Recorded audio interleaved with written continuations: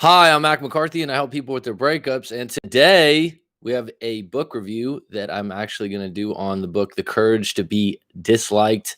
I think the notes that I have here from Derek Sivers' webpage, he does an excellent job on reviewing books. And sometimes I will go to his website to review a book, which is it's basically better than Cliff Notes. Also, we're going to talk about why does your breakup story count so much? And so we'll get into that in a moment. If you like this video, throw me a like. If you don't like it, that's fine. Actually, say you don't like it. Put in the comments below if you have any reaction or thoughts about this book or the ideas discussed in this live stream today. And if you'd like to book a live coaching session, the link's down below to WriteMac, WRITEMAC.com. If you want to book a live coaching session, fully unpack your breakup story, what's going on in your breakup, try to get some clarity moving forward. Not try, but do get some clarity moving forward. What's up, Zuki? And see if you can develop some techniques and strategies to get through this thing, right? So the key isn't to get your ex back. It's to get you back on deck. It's to get you to a place where you feel like you don't need that individual. You feel good about yourself. You're not attached to them. You're not attached to if they call you. Good for you, Zuki. Play on. So this is a little different today because I don't always do book reviews. I've done a couple on the channel before in different formats. This one, like I said, I'm going to follow Derek Sivers. If anyone knows who that is, I'll give him some credit here because he deserves it. He's a good dude and has a really good website. And he does a review of books and lays out some notes. And so this is going to be sort of a guide from his notes, The Courage to Be Disliked by Ichiro Kishimi and Fumitake Koga. Forgive me if I said that wrong. I am not Japanese and I have not been to Japan, nor have I spoke the language. I don't really know the accent on the words. It's kind of interesting. Even if you don't speak a language fluently, you still know how to speak English in a way that formulates the pronunciation correctly, I guess is what it is. So anyhow, let's get into it. Before we get started on the book review, what I want to talk about is the idea that your breakup story counts so much because it's your interpretation of what happened. And in your life, in any event, let's say you get fired from work. Let's say you get cut from a basketball team, which has happened to me in high school. Let's say you get, what are other things that you get dumped on, right? Fired from work, cut from a team, anything else? Help me out in the comments, maybe. Yeah, you get let go in some ways. And after the event happens, whether it's being fired or broken up, you have a story to tell. What's up, Johnny? Hope you got my email. You got a story to tell about the events. The person that fired you has a story to tell that might be a bit different. That's probably a bit different. The people that were spectating have a different story to tell. You follow me? This is why sports, even though the outcome of a game, I think the reason why people love live sports so much, first of all, it's live. Second of all, there's always a winner and a loser. There's a clock, there's an outcome, there's a finish line. But the interpretation of how someone played, what they were thinking is always different, and no one's fucking right. It's just an opinion.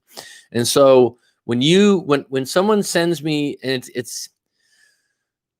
it gets a little annoying sometimes. You know, some people will just send me like, hey man, I just broke up with my girlfriend, and like she was just like, she was just, you know, you could feel the tone with the way the email is written.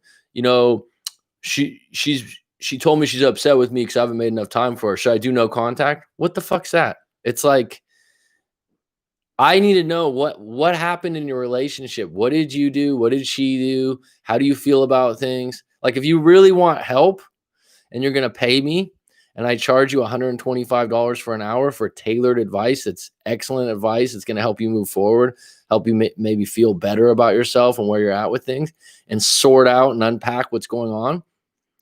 Then you can't just give me a general question. Hey man, should I do no contact to get her back? That's the stupidest question. I'm sorry. Questions aren't usually stupid. When it comes to this kind of stuff though, your interpretation, your story of what happened when you get advice from an individual like myself or someone else out there that wants to help you, I need to know what happened. Like what went down?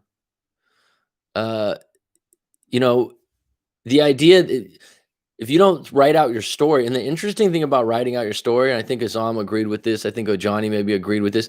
At first, you're like, oh, maybe I don't want to write it out, or I'm not a good writer, or I'm not really in the mood. And then when you start writing out, you're like, actually, that was therapeutic in itself. Because I didn't realize I felt that way about this thing. Because some people are like thinking as they're writing, and it's really important to know your interpretation of what went down. If you talk to your buddy, you talk to a family member, you're not going to sit there and talk to them for an hour, 2 hours in most cases, because they just don't want to hear it, or they want to give you some quick advice, or they just want to make you feel better, or in some cases they want to make you feel worse. Like if they're in a bad relationship themselves, misery loves company, right? Like they want you to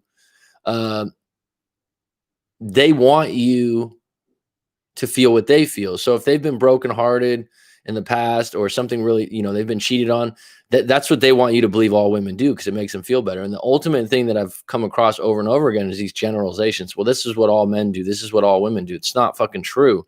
It's what happened in your relationship and your breakup based on your individual case. And that's why you need to send your story in and take some time on your story, right? Even if you're not a good writer, that doesn't matter. You can formulate something that I can understand, or someone can understand.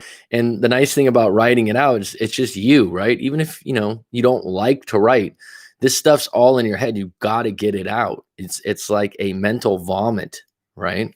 So like I said earlier, I'm going to talk a little bit about this book, The Courage to be Disliked. This is based off the notes from Derek Sivers' website. I'm a big fan of Derek Sivers. You can look him up.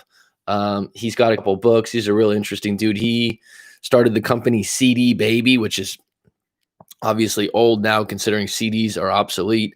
But he made a lot of money on that. And basically, I think he sold the company for 22 million or 21 million and donated like 20 million of it to a foundation for musicians. He's a pretty interesting guy. And he does book reviews. And in the place of when I say book review, this isn't like one of those ones from Amazon where someone goes, oh, this was a great book and I gave it 5 stars. This is detailed notes. And so sometimes when I have free time, or I'm waiting for a meal or something like that, I'll pull up this website and go through a book. And it's not the same as reading it. It's kind of a cheating way to read a book. But I just came across this one in his notes, and I thought to myself, this is really good. So let me get into it. Like I said, the name of the book is The Courage to be Disliked by Ichiro Kishimi and Fumitake Koga. I might say that wrong. I'm not sure. So he writes, a profound little philosophy book from Japan communicating the psychology of Alfred Adler, a rival of Freud, told as a conversation between an angry student and a patient teacher. So that's just a little background. But here's some notes, and I wanted to touch on some of these things because when I was reading the notes that he had written about this book, I thought to myself, wow, this really resonates with some of my viewpoints on things. So no experience is in itself a cause of our success or failure. No experience is in itself a cause of our success or failure. Nothing is actually determined by those influences. We are not determined by our experiences, but by the meaning we give them. Now, this is huge because this is what lines up with what I talk about when I'm telling you to write your story out. Because when you break up, if a person says, fuck you, oh Johnny, or Azam, or Leslie, some people interpret that like, wow, let's fight, let's argue. Some people interpret that like communication's off, you went too far. Some people interpret that as that's just casual language. Do you get it? Do you understand? It's like the amount of people that get really offended if you cuss or you use foul language. I had a client in the past and he watched the show quite a bit and he was like, yeah, I just want to let you know, I think you swear too much. And I said, well, thanks for your opinion. I don't really care. If that's your opinion, that's fine. You don't have to watch the show, because I just think that, you could do with less swearing. Fine. I mean, that's fine. This is the way I talk. Yeah. I mean, my thing is, if someone writes that in the story, right, they're like, I can't believe he said this or she said that. the same phrase can be said to someone else in the same context, and the other person will interpret it as a totally different feeling. Does that make sense? Someone might take that as, I'm so angry, I can't believe you said that. Someone else could go, I don't really care about that part. I more or less care about the fact that you used all the gas in the car and there's no money in the bank account. Okay. So it's in context, but it's interpretation. And so, like I said, we are not determined by our experience, but by the meaning we give them. This is also the point of the book, Man's Search for Meaning by Viktor Frankl. We determine our own lives according to the meaning we give to those past experiences. Again, let me read that one more time. We determine our own lives according to the meaning we give those past experiences. Now think about this for a moment, okay? Stay with me. All these past experiences you have in your life, and we have many, we develop a sort of playbook and an idea of, okay, if that happens again, then I'll do this. And this is where people deal with childhood events that were highly traumatic. I mean, the amount of people that I've worked with over the years, and I've known a lot of different people, and there's not many, but there's a few out there, and they go, I don't drive. Okay. And when you live in California or you grew up in California, most people by the age of 16, 17 to 18 are driving a car. Whether that's a nice car or not, it doesn't matter. It's just that most people are mobile by a car. And maybe that's different on the East Coast or certain cities where they take the subway or the bus more often, but most people have a car. Okay. And used cars are really cheap because there's so many cars that are supply and demand that are abundant. That being said, when someone goes, yeah, I need a ride home or I need this, right? And you go, why don't you drive? Like, because I'm not talking about like, I don't have a car because I'm broke. I don't drive. There's a difference, right?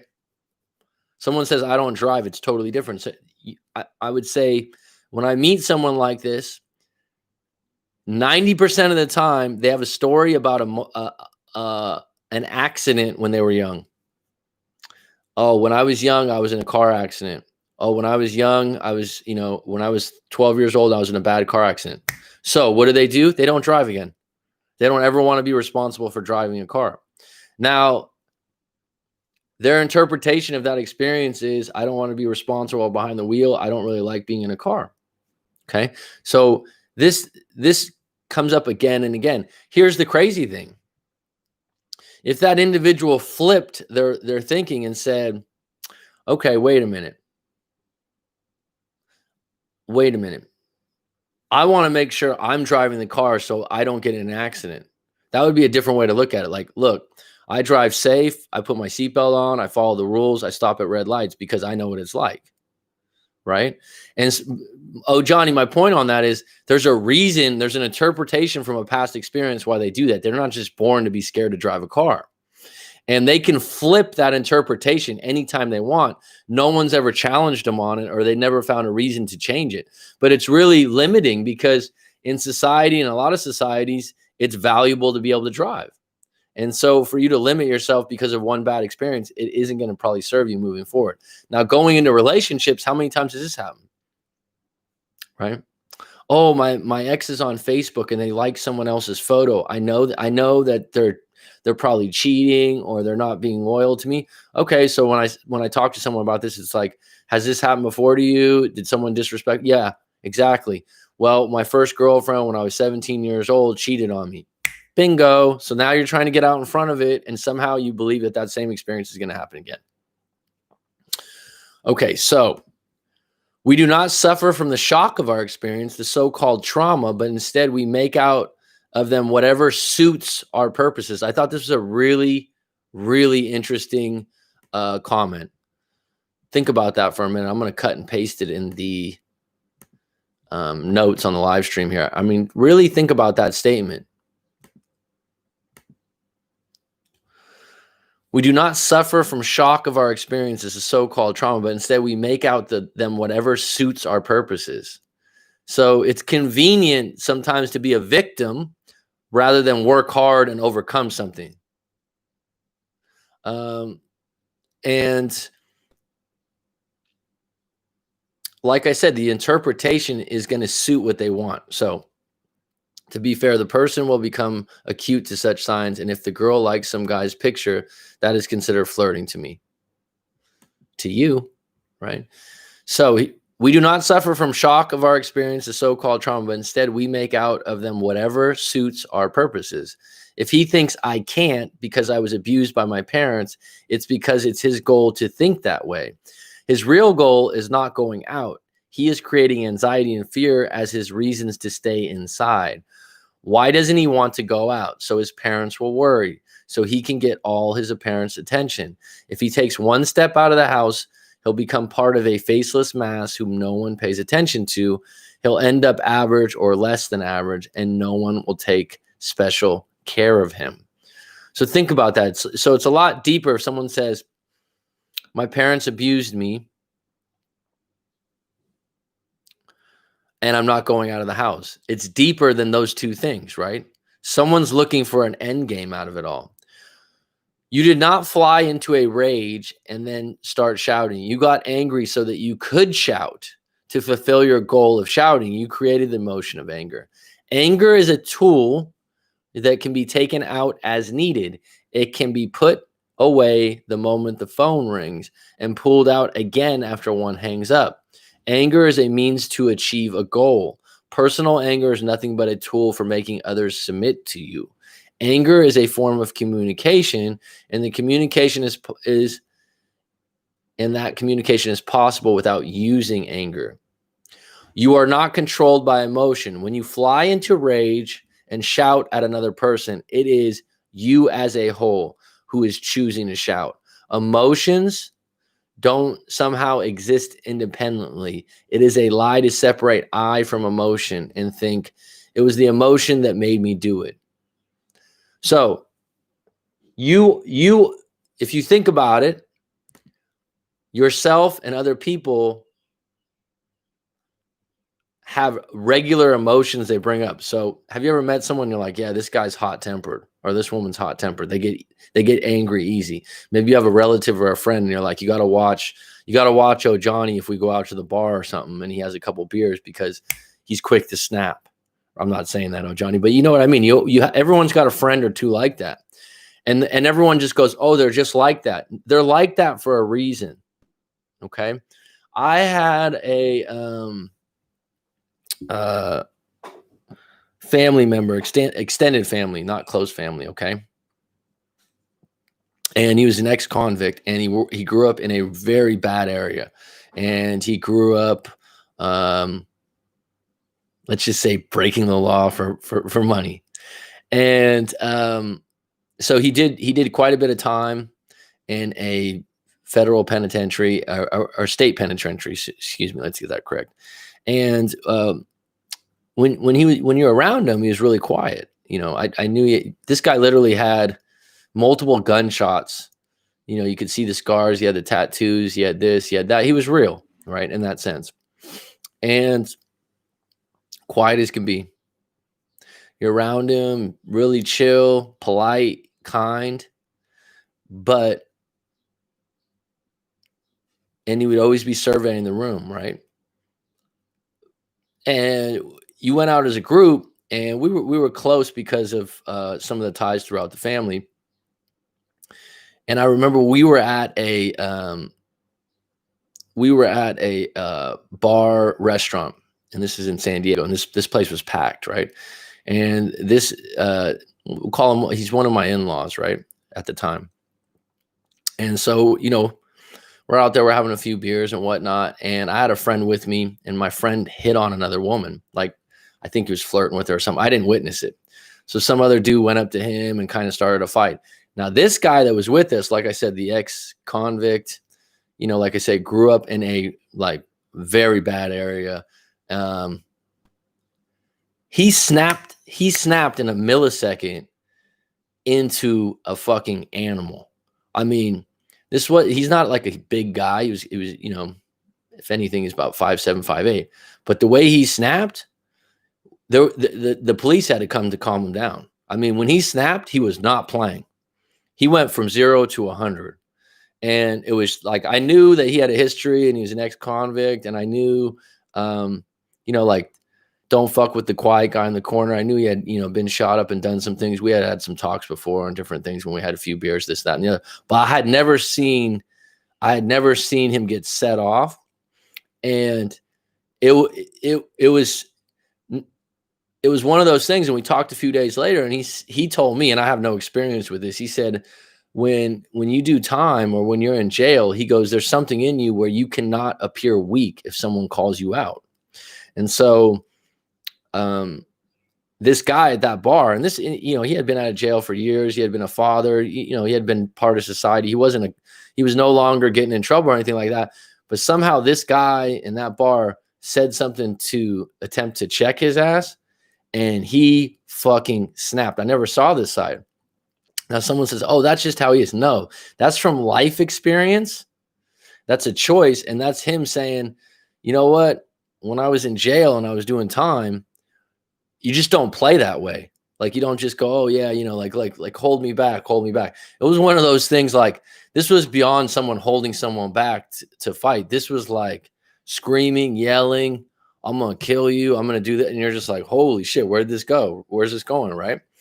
That kind of stuff does not come from birth. It comes from life experience, and it comes from realizing a playbook that works in certain situations. And then someone that's around them, like, where did that fucking come from?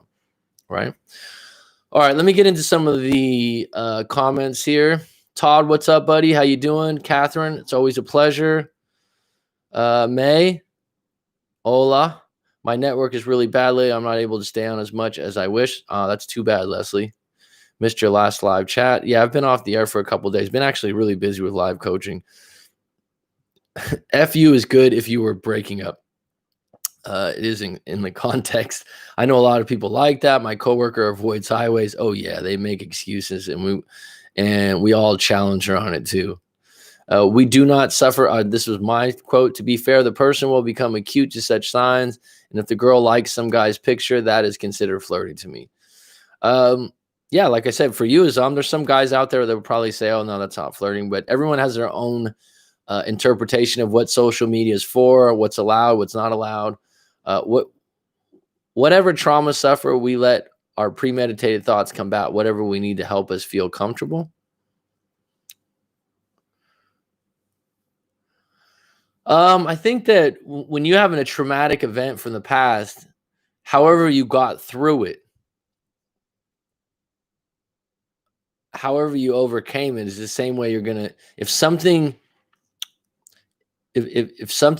smells like that again, or you sense that the same thing's gonna happen again, then your mind will revert back like Google and go through the Rolodex and be like, oh shit, I've been here before.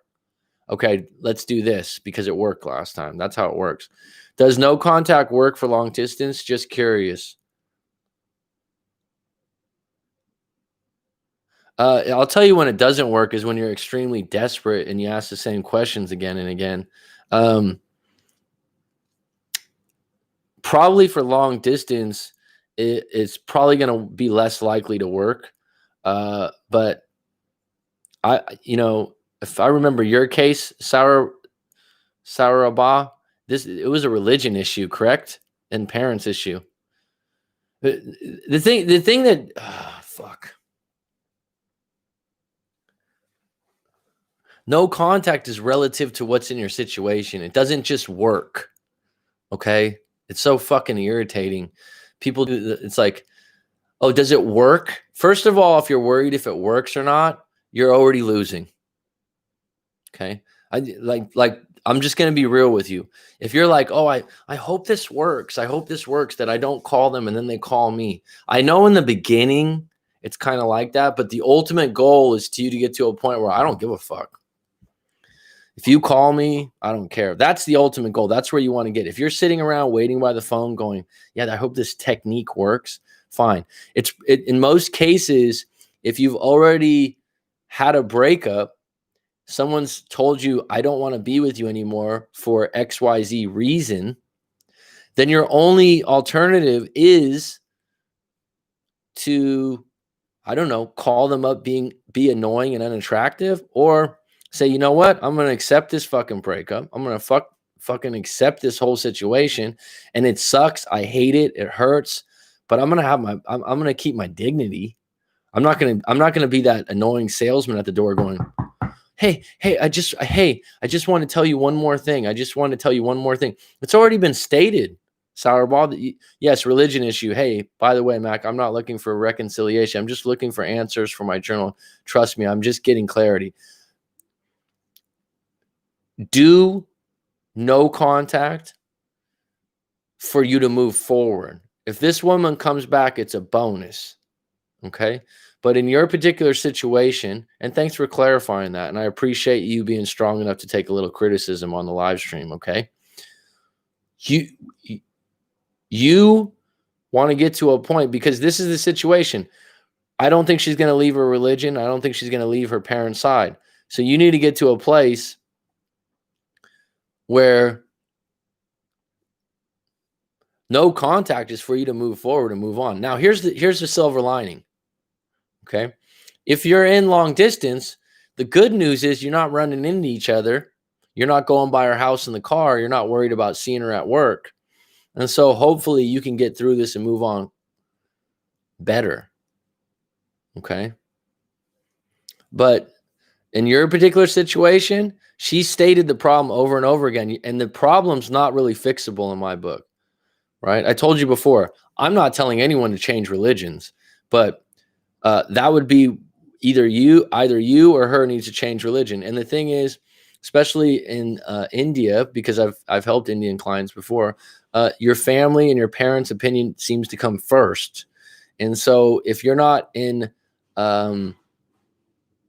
line with that, it's a constant struggle. Now, here's the other side of this that's really messed up. Let's say that who you're with says, you know what, love prevails. I'm gonna keep doing my religion, and if my parents can't handle it, screw it. Right? My parents can't handle it. I love you so much. It's a Hollywood movie. You guys run off together. You move somewhere new. Over a year, 6 months, 2 years, 3 years, that woman will feel guilt. And anytime you have a fight or you have an issue, she's gonna feel like, oh my God, not only am I fighting with you and not getting along, but I also like am shamed by my parents. It's beyond an unideal situation. And then when you throw in religion, you sprinkle in the religion issue, right? I'm not highly religious, but religion, if you're devout and you somehow are cheating your religion in lieu of having a good relationship, then when the relationship that you're in weekends, which relationships do moment to moment, you're going to have a fight over stuff, right? It's just going to happen. The minute that happens, the person's going to think, oh my God, well, maybe this is happening because I haven't been good to my religion. It's a variable within a relationship that is going to put the odds against you being long-term. So why not give yourself a chance? Because India is a pretty big country. Correct me if I'm wrong. I think it has the second biggest population in the world. Why not give yourself a chance, Saura Abba Namdi, to actually regain your confidence, go to the gym, do some things, and actually meet another woman, not now, but maybe in a month, 2 months, 3 months, 4 months, maybe 6 months, maybe 1 year, that shares the same religions, the same religion, and whose parents actually appreciates who you are as a person. Is that possible out of the billion plus people in India? I think so. But first and foremost, yes, you probably have to go on no contact for a little bit. You probably have to journal for a little bit. You probably have to lick your wounds for a little bit. And once you do get back on deck and you get out of that light out at the end of the tunnel, you'll feel a lot better about yourself, and you'll think to yourself, wow, I'm glad I'm not in a relationship where I'm constantly having to prove myself to her parents, and we constantly have this issue over religion, right?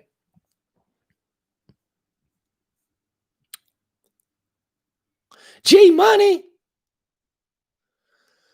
I had messed and left my notes. I jotted down from our chat out in the open, and she saw them, and that crushed her because she ran with saying you had a plan to leave, and oh shit. Well, I don't even know what you wrote down in our notes. So Johnny, that's interesting. Well, when the truth comes out or something like that, you got to own up to it, bro. Just be responsible. Yeah, I was talking to a coach and we were just jotting down things. Is what it is, right? It was going to get out at some point, I suppose. I don't know. Like I said, I don't know what you wrote, Johnny, but it sounds like here. That's the thing when you have a relationship and you're on the verge of breaking up, And a lot of times people stay together, and then I've been in the same situation because you love and care about that person, but you're not maybe into the relationship because the connection's bad or the trust's bad or the attraction's bad, right? But you stay because you don't want to hurt that person, or that person's in a really bad place and you pity them. So you continue on, but at some point, some shit like this happens. Oh, Johnny, fate, the universe, whatever you want to call it, gets in the way and goes, you know what? It's time for you guys to fucking be honest with yourself. And so stuff like that, you think it's just an accident, but it actually, was meant to be, because if it didn't happen now, if it didn't happen this way, it was going to happen sometime in the future. Breakups are never smooth when you care about the individual. I still maintain my position that this person doesn't perceive you as the ultimate catch. Otherwise, she will be at least putting a fight to overcome this. You mean in regards to religion? I just don't think, Azam, I know where you're coming from, and maybe you would know more about that than I do in your culture, maybe because you have a lot of people that are devout towards the religion. I would say that individually based, people's levels of devoutness towards their religion and their parents, to be honest, varies. But I know where you're coming from on that. And like I said, maybe you have more experience from your culture. Got to collect my coins. Where do you at, the laundromat? I haven't been to a laundromat in years. No contact works for LDR because that's the most of what you do in the LDR, contacting. Alex D, how you doing? I'm not following. I will say this is not so politically correct opinion. Bad network. When are we doing the match thingy? I don't know what you're asking about. Leslie, can you elaborate? Invest in yourself. Investing in a woman is like investing in the stock market. Make sure you make sure not to put all your eggs in one basket. So you're saying diversification. So date multiple women. About talking to the landlord and all about life without her. Oh, goodness. Well, all you can do in that situation, go, yeah, I have been thinking about that. We haven't been getting along.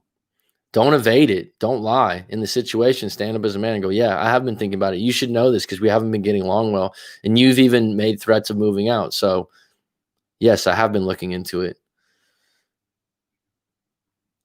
She says she feels like she's the only one fighting, and she feels like she's the only one bringing up discussions in our relationship. Oh, this is one of those things that I don't relate to as well. Is this whole term of you need to fight for the relationship? I know relationships. I know relationships have trouble. They have ups and downs. But when you're going over the same problems and the same things, and it seems like, oh, Johnny, like you're getting to a point where like the same things are popping up. And then sometimes you got to agree to disagree, and you need space apart to see if you can overcome those things, because you're not meeting halfway. But in your case, oh, Johnny, I felt like, what's up, Bobby Bellman? I felt like she was not being aware that she's just unhappy with a lot of things as an individual. It cannot be understated how much it counts if you hate or dislike your job, and how much that affects who you are in a relationship, man or woman. You will be bitchy, annoying, emotional, moody if you don't like your job where you spend most of your time and days. Okay. Like when you say you just don't like it, and I'll add one more thing. If your job is a job where you don't contribute very much, or you don't get recognized in any way, in any significance, it's absolutely going to affect your relationship. I mean, I'll give you an example. If someone was a mailman, okay, a mailman in America, I don't know what they make money-wise, but it's not very much. It's not a prestigious job in any ways. But I remember, I forgot the guy's name. He's a famous writer for movies. Kevin. It'll come to me in a moment. Anyways, his father was a mailman. He said his dad loved his job, had the same route, I think in Boston or something like that. And I thought to myself, because I was reading his book, And I think the people that go postal are the ones that work in the post office rather than the ones that are the postmen that walk around, or post women also. My point is, going out into a nice neighborhood or a place where everybody knows your name and you're interacting. This book that I was just reviewing, that I kind of got off topic, The Courage to Be Disliked. You know what they say the epitome of happiness is? Kevin Smith, yeah. I think that's his name. He makes movies. What's the movie? The Jerky Boys and something else? Is that it? What do you think the epitome of happiness is? I mean, I've talked about this before, right? And if you have a job or a career, you should be getting some of these things. The epitome, the seed of being happy in a society. What do you think it is? Throw it out there for me. Yes, you're correct. Jay Silent Bob and Jerky Boys, Kevin Smith. His dad was a postman. I read part of his book, and he said his dad was always happy. His dad was this. And you're like thinking to yourself, wow. I mean, someone that owns a butcher shop, right? I remember when I lived in San Francisco, they had these delis that had a real butcher. And, you know, these places I don't think were making millions of dollars, but the people that work there, why did they love working there? Because they were part of the individual community and everyone knew their name and they contributed to society and people. Contribution. Everyone thinks happiness is about getting more. In reality, and this is not like some hokey, cheesy self-improvement line. It's giving more. Contribution. And if you feel like you're at a job where you don't contribute that much or you don't get recognized, it's fucked. And you're like, oh, why am I so unhappy? Well, I mean, at the core and the soul of being a human being is contributing, getting some credit for being significant, but contributing to a group. I talked about camaraderie before, you know, having a group, but contribution in some way is at the core of it. And so when you're with someone that hates their job and they don't feel like they're making a contribution to society or their fellow coworkers and they're not getting anywhere. And the reason I bring this up, I talk to a lot of different people in individual situations. And one of the core things I come across again and again and again, it's like, hey, man, my woman's really annoyed and she's really offset. She hasn't been saying I love you much. I go, how's she doing with her job? Hates her job. Always. She actually hates her job. And usually people validate jobs they don't like with, well, the pay is good or the benefits are good. Okay. I get it. You know, some people are in survival mode. They're like, you know, that's the most important thing. But you really are sacrificing a little thing called happiness. And you will bring home a shitty attitude if you don't like your job. And if you don't like your job, it usually is a few things. Number one, you're not proud of what you do. Number two, you're not privileged to do it. You don't like your coworkers. Or like I said, you don't make a contribution to anything outside of just making money. Look back at jobs you've had in your own life, not about just the pay and how good you feel about them. I know in my own life, it was an absolute turning point when I became a teacher because I felt like this natural high from being a teacher, helping students out. Did I have bad days? Was it all good? Hell no. Did I get angry in classes sometimes? Yes. But overall, outstanding. Outstanding. Made far more money as a real estate agent with less work and wasn't nearly as happy. Doing breakup coaching. I just ran into a neighbor a couple of days ago. I got off a 2-hour and 20-minute live coaching call with a client that I've helped out maybe 3 or 4 times, and we just have a really good connection. She's going through it right now. And we had a great call. And it wasn't just like, oh, let's fix this. It was like she had some shit to sort out. She had to unpack some stuff about her job, her relationship. And it felt really good because at the end we got somewhere. And she had some realizations like, yeah, I am doing that wrong. And my neighbor's like, wow, you seem like you're in really good spirits. I go, I just had a great coaching call. Like, it just went really well. I'm just really happy that this person, we vibed well. I think I helped them out quite a bit. I know I helped them out quite a bit. She felt better at the end of it. And it was it was 2 hours. It was a privilege. Okay, so I sent you an email yesterday, Coach. Not sure if you got it. No, I don't think I did for some reason. I don't know why I wouldn't get it.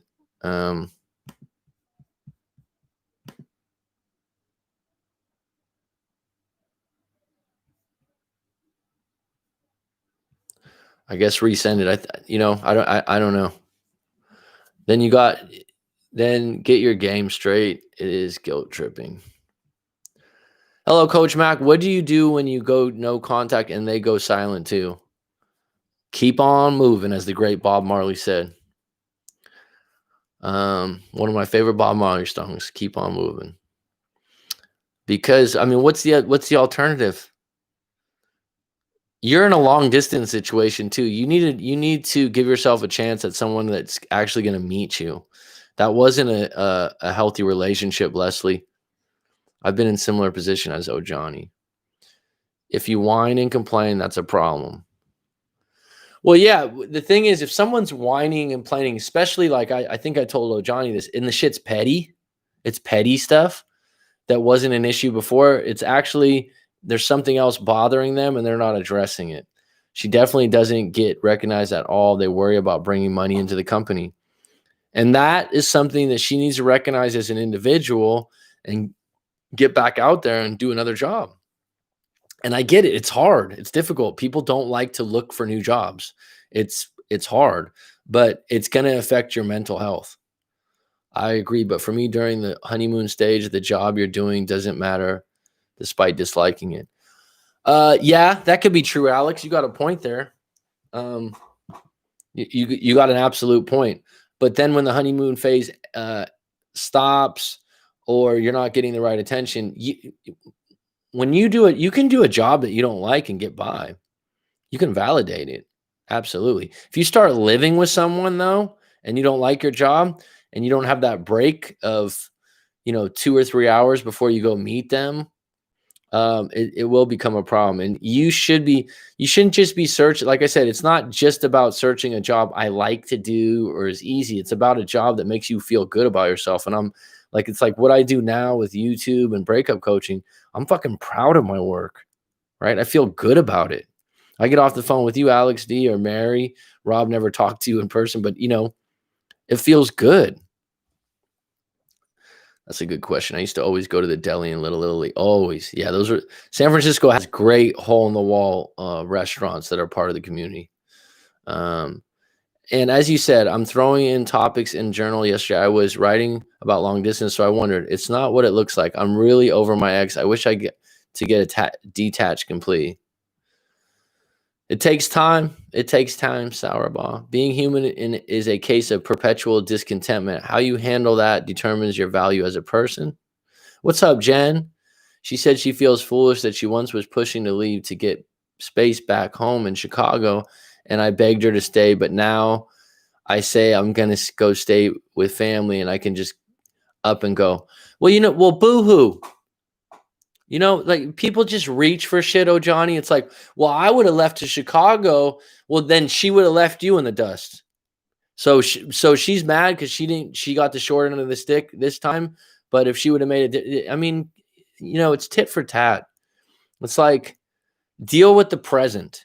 Yeah, in that situation, I begged for you to come back in that moment. And you know what? Here's the thing. When you're in a relationship for a year, 2 years, 3 years, 4 years, circumstances change. Oh, people go, oh, well, 6 months ago or a year ago or 2 years ago, I did this, or I bought you that suit, or I paid for this class for you, or I made a car payment for you. Boo fucking who? It's like, and we're talking about our relationship right now. We have issues. We haven't been sleeping together. We don't, you hate your job. We don't have enough money. Let's just talk about the present issues. When people dig into the fucking backpack of crap from the, like, oh, well, I could have moved to Chicago a year ago. Well, I guess it never happened. So what? What's your point? Can we just talk about right now? And then that they look at it like, well, I would have been better off and you would have been screwed. Oh, well, so does that make me feel better? Give me a break.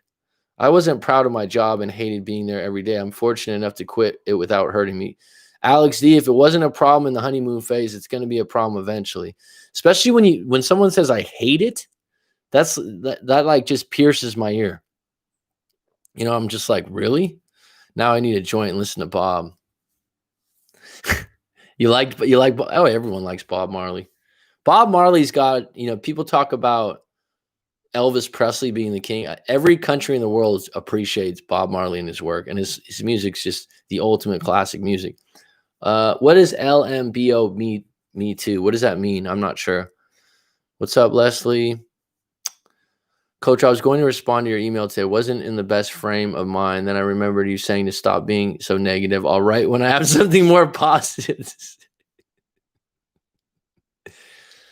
You know what I'd suggest, Jen? And I just there's a client I have that I talk to. I do this for some clients where I do a package of hours because they say, like, I want to talk to you once every 2 weeks or once every week. I want to talk to you more often. So I'll do a package deal where you can buy like 5 hours or 4 hours at a discount. So he's done that, I don't know, 3 or 4 times. And, you know, we've probably talked a good 10 to 12 times, I think. And so we have a really good rapport. I've known him for a year now. His paradigm shift on not just negativity, but feeling sorry for people and putting other people first. It's so interesting how much he's shifted, and he knows it too. He's got this little grin on his face when he knows, like, yeah, it doesn't, you know, he's like, it doesn't bother me that much anymore. Like, she didn't call me, but I took a step back where I used to be really needy and weak. And I thought to myself, how should I play this? And he's just like, and then he goes, but this guy, I know laughing my ass off, but I don't know laughing my butt off. So that's like a PG. This guy actually, one of the things he did is when I told him to read certain books, he read the books. When I told him to do certain things, he did it. Now, Jen, one of the things that I've done with him and I've done with a few other people that you might want to try, especially with the negativity thing, because you're aware of it. So, like, the good news is you're aware of it, right?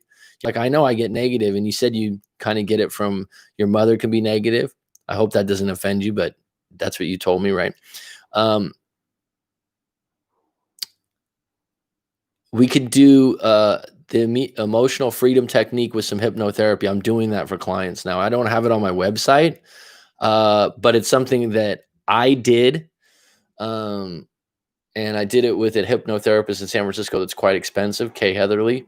And then I went back to her and asked her if she could share her technique with me. And I've now done it with clients multiple times, and it's gone over really well. So, Jen, I'll send you an email. I think I've told you about that, but maybe you'd like to try to do that. And emotional freedom technique is like, I'm letting go of the breakup. I'm letting go of being negative, and you do some tapping. Now, these kinds of things, you know, when I was younger in my 20s, I'd be like, this is a nutcase kind of thing. No, it's a way to reprogram your subconscious. And if you do it every day, it starts to seep in. And this client I'm talking about that I talked to yesterday, he's been doing it, and I've noticed a difference. Oh, you know it, Leslie? And I even a past client that I had, she said she even uses it for fears. Like, she was scared of spiders, like deathly scared of spiders. And there was a spider on her, and all of a sudden she's like to relax, to calm down. So these are those things where you're like, hypnotherapy or like hypnotize or something. Like, if you're having trouble, it's probably in your subconscious. And ways to get through to your, I don't believe in such. Well, you never even done it, Azam. So you can't not believe in something you've never done. So it's one of those things. I don't mind if people are skeptical. If you're like, yeah, I don't think that would work. Like, yeah, I don't believe in that. It's like, did you try it? So the thing is, it probably won't work as good if you don't try it. Skeptical is fine. Like, I don't think this will work, but I'm willing to try anything. That means that you're slightly open to the idea, but you're not. And actually, skeptical people, with things like this, it works quite well because you're not trying to make it work, if that makes sense. So it's actually like a good place to be because you're not overdoing it. You're just like, oh, I tell people just do what I say and listen to this every day and see how it works for you, right? And if you go into it and you're like, yeah, I don't get hypnotized well, or I don't do this, that's fine. Just do what I say. The idea of like, yeah, it won't work. Yeah, of course it won't work then because you have some idea on your head. Fine, then don't do it. It's fine. You never want someone to do something that they flat out don't even want to try. And I've talked about this before. The great thing about when someone comes to me for a live coaching session, they already pay a significant amount of money. They got an hour set aside, and so they're already in. And so that makes it easier for me to help you out because you're being receptive and you want help. If Rob was like, yeah, I paid for my sister to get a live coaching session. I've had this happen a couple of times where someone was like, I want to pay for my friend to get a session with you. It's not the same thing because number one, adults want to make their own decisions. Number two, when it's free, like I told you earlier in my career with this, when I've done things for free, people are late, they cancel. It's not as significant to them. As soon as they put money down on the table, it's like, all right, I'm in. Tell me what I need to do and I'll follow you. And they're open to getting help. I was going to add you on Google Hangouts to bring up some book topic ideas. I'd call one day yet. Thus far, I have no breakups to have questions with. You can add me on Google Hangouts. No problem, Rob. Yeah, you can send me a message anytime, bud. If I don't respond right away, it doesn't mean I forgot about you, but I will get to you, especially you, Rob. Yeah, it's like she wanted time. Hate is a strong word. Yeah, it's like she wanted time away from me, but I begged her not to because of me, and now she's realizing what she did because of how easy I say I want to get time for myself away from the family. So basically, you switch spots, and she's bitter because she feels like the weak one right now, right? Two wrongs don't make a right. So it sounds like at some point you've been trying, but the same problems are coming up, and something's got to give, and you guys need some time apart. So I think she's looking at it like, well, I had an opportunity to slip out in a better way in the past, and now you did this to me now. Well, it wasn't your intention, Johnny.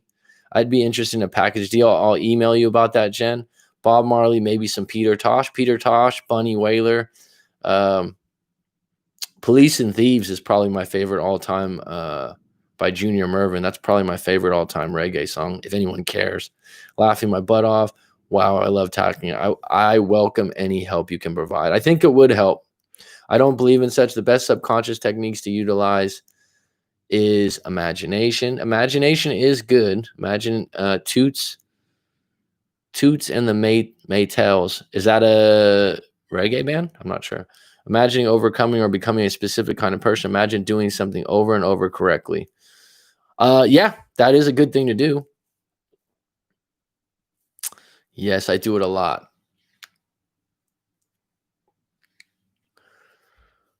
The EFT and hypnotherapy, one of the things in the EFT part that's probably different than what you're thinking about, Azam,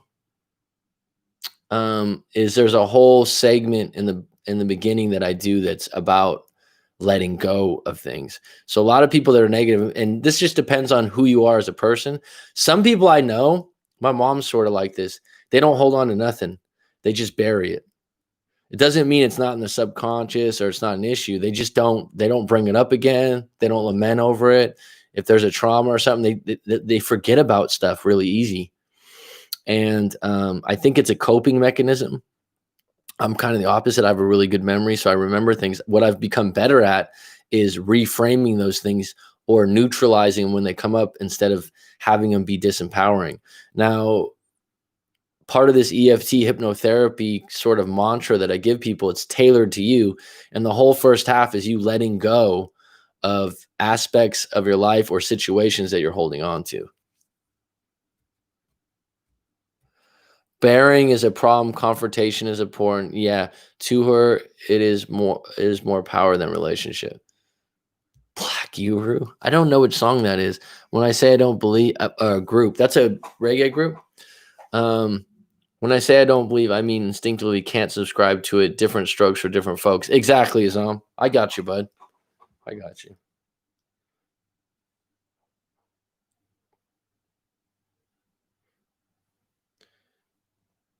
And I agree with what you say. When I say I don't believe, I mean instinctively cannot subscribe to it. That's a great way to put it. I'm fine with that.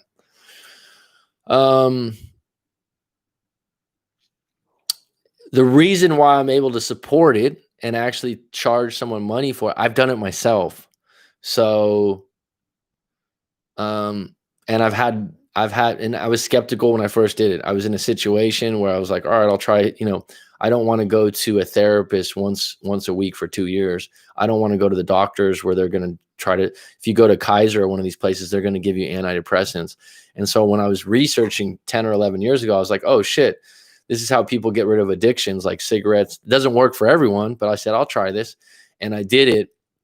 And the way I would equate the EFT with the hypnotherapy, the way I experienced it, it's kind of like you got a clog in your chest or something like that. Same like you'd have a clogged pipe in your sink.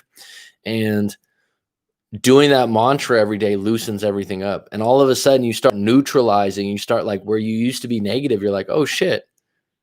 I remember when I'd get really upset about that. And that mantra in your head has changed that. Coach, do you think it was childish that I mentioned the social media thing to my ex and her not replying to me? I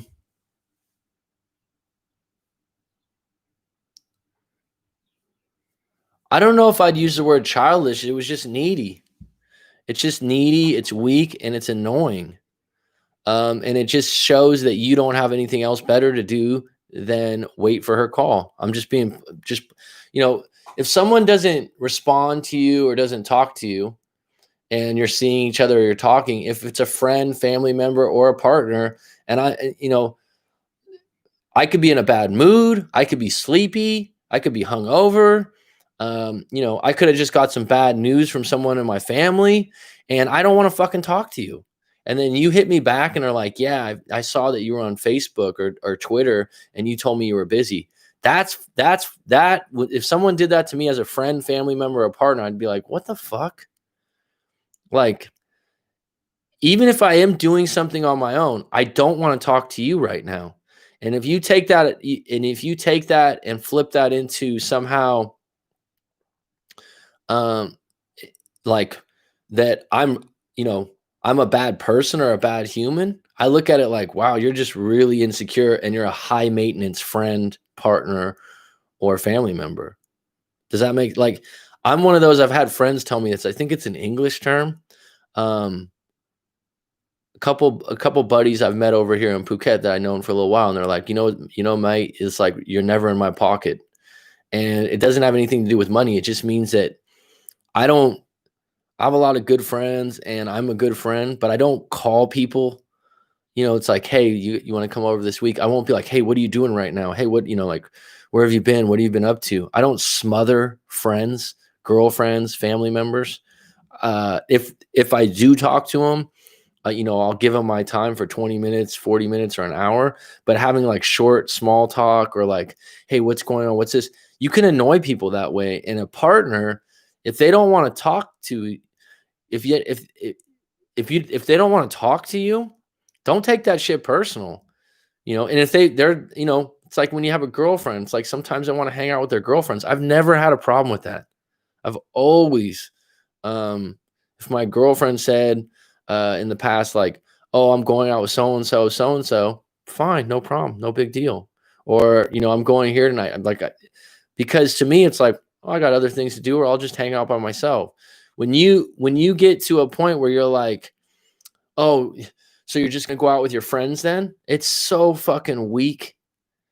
It is so fucking weak and annoying. I mean, it's like if I witness that from another friend doing it, I'm just like, what? Don't I actually? If my significant other, my girlfriend, wants to go do something, I welcome the time to do whatever I want to do. It's like, fine. And a lot of times, I've said this before, a lot of times I'd get invited. And I'd be like, well, what about their boyfriends? They're like, oh, well, they don't, with their boyfriends never want to come and they're not a lot of fun. They want you to go though, because you like to talk to everyone and stuff. And I'm like, well, I'll be the only guy. I was like, if I want to go, I'll go. If I don't want to go, I won't go. But I'm like, there's value in you getting your free time and you finding out that they did something else and they didn't call you back. Dude, you'll never hold a relationship with a friend, family member, or a partner in that way. They'll find you annoying. That just means that you need to be more busy. And might I add, Alex D, here's the lion in the fucking room, bro. If you're not official with your ex-girlfriend and you're chit-chatting back and forth, the whole reason why you're so upset about them responding is you have no other options. I've talked about this before. Spin some plates. You don't have to be like sleeping with another woman, but at least have someone else that you have to call to flirt with. You know, you live in a major city in a major area. If you're depending on someone that you are seeing or talking to or flirting with, and you only have one, that creates this desperation of one-itis, as Rollo Tomasi would call it, but it creates neediness and desperation. It's kind of like, you know, you're what you're doing is you're setting yourself up for, let's say you only have one pizza restaurant that you go to and they run out of pizza some nights and you're like, that's the only pizza shop that I'll eat at because that's the only pizza I like. Fucking find another pizza shop. You know, like,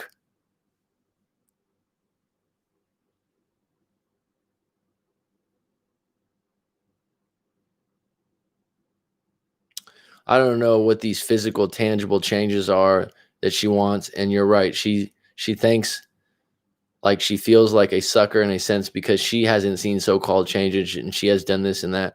Well, then you got to agree to disagree. Oh, Johnny, it's time to fucking see what it's like to be single. I mean, from what you told me, both of you are working like now she's getting to a point where, well, if you know what happens to people, it's like, you're going to break up with me. Well, I was going to break up with you 3 months ago. You're going to break up with, yeah. Well, yeah, I got out in front of it. You know, it doesn't matter. 2 wrongs don't make a right. My journal, I've put in 3 parts. First week with negative topics, breakup, losses, mistakes, fights, and put out my frustration. This week's neutral topics, long distance, no contact. Cool. Is that helping you, Sarabah Namdi? I would highly recommend that you read The Rational Male, No More Mr. Nice Guy. Read some attraction books, The Tactical Guide to Women by Sean Smith. Re-up yourself on attraction so that when you do meet a woman and you are ready to meet someone else possibly. And here's the really interesting thing. When you're in a breakup, you're hurting, you're not ready to date yet because, you know, you're in a long relationship, your feelings are hurt. That's fine. This is a great time, a fucking fantastic time to knowledge the fuck up on attraction and relationships. Because when you're in the middle of a relationship, people always tell me, oh, I wish I would have read this before. I wish I would have known this before. Well, when you're sitting there licking your wounds at home and you're feeling sorry for yourself, open up a book or go to Audible. Audible's my favorite because you can listen to it while you're driving or something like that and start soaking some of this stuff up. So when you get back into the game, you're a step up. And the crazy thing is you'll soak more of this information up because when you're in a relationship, you're like, oh yeah, the amount of guys I've met that are like, oh, I'm in a relationship right now. All that stuff is just like for players, or all that stuff's just, that's not who I am. I'm not that kind of guy. And then they get broken up with and they do some needy, annoying shit. And then it's like, I recommend like, hey, can you read that book? The amount of people I tell to read a book and then they read a book that suits them. I don't just pick these books out of the sky. It's like, no, this book would suit you. And then they immediately email me and they're like, oh my God, this book was written for me. Yeah, that's why I fucking gave it to you. Okay, I've been doing this for a little while. And I don't give you 100 books. I pick out the ones that I think are the best. And I pick out 3 or 4 that are a little different perspectives. Oh, well, this doesn't line up with me. Doesn't matter. That's why you should be reading it. So you can get a different perspective because what you're doing now is not working for you. Like up there, reading the Bible more, apologizing, etc. I think accepting the reality is better than trying to bury it for to only show itself later. Yeah, you got to deal with it, man. Like I said, there's some value if if you're crying in private and you're upset and you're hurting, deal with that shit up front in the first 2, 3, 4 months. Because if you go on a rebound or you just start hooking up and partying and stuff, a year later, 2 years later, it's gonna bubble up. So you dealing with it up front's a big thing. Talking to me in a live coaching session really helps. People are like, damn, after talking to you, this is one of those things that's not cured an individual, but they're like, all right, I got some ideas of what I did wrong and where I want to go with things. And I feel better. People always tell me like, no, this was good. This was useful and helpful. I feel better. I got a lot of stuff out. That's another thing. You got to get a lot of it out of what happened. You got to unpack it. Later, I'm moving to positive topics about myself, my growth. This seems effective for me, just putting out. That's outstanding, bud, because that's the next level. When you get to a level of first you're angry, upset, maybe you're angry and upset later. Maybe you're needy and weak in the beginning, and then you get angry and upset. Whatever it is, you do want to eventually get to a stage out of a breakup where you start focusing on yourself as an individual and you go, you know what? I'm at ground zero. I got nothing to lose. It's kind of like being at zero in your bank account is a lot better than being negative and owing 10 grand in debt. Does that make sense? Like if you're single all over again and you got your health and you got a decent job and you're doing okay, it's like, oh shit, like, okay. If you're at a place where you're stalking your ex and you feel inferior to any woman that you go up to and these kinds of things, you're below ground zero. You need to do some work. Reason I asked because she's saying that I agree, but she doesn't say any of that. What package deal? Hook your girl up, Mac Daddy. I'll email you if you want to talk about it. You do your thing, Mac. Thanks, Azam. I appreciate you, bud. Never in my pocket. Never heard of that phrase. Is it British? Yeah, you're not in my pocket. They say it for friends. And it doesn't mean money. It just means that you don't, like I said, I'm never one to be like, hey, what are you doing? What are you doing? It's like, we hang out. Fine. I got plenty of friends. I got plenty of acquaintances. And I'd say since I moved, Alex, you were talking about maybe traveling and stuff. Since I moved, I go out to eat, or if I go to shopping or something like that, I go by myself all the time, and I like it. And I'm a fucking social person. You never want to get into a relationship where you have to go everywhere with your partner. You want to be in a situation where you go out to eat by yourself. Yeah, fucking all the time. It's great. Going shopping by yourself. I'll tell you, if I ever have to do shopping or sometimes in Thailand, they have these really nice night markets. Well, not now, but where they, I guess like a flea market back home or something like that. Sometimes I'd be with my girlfriend at the time, and I'd be like, let's just split up.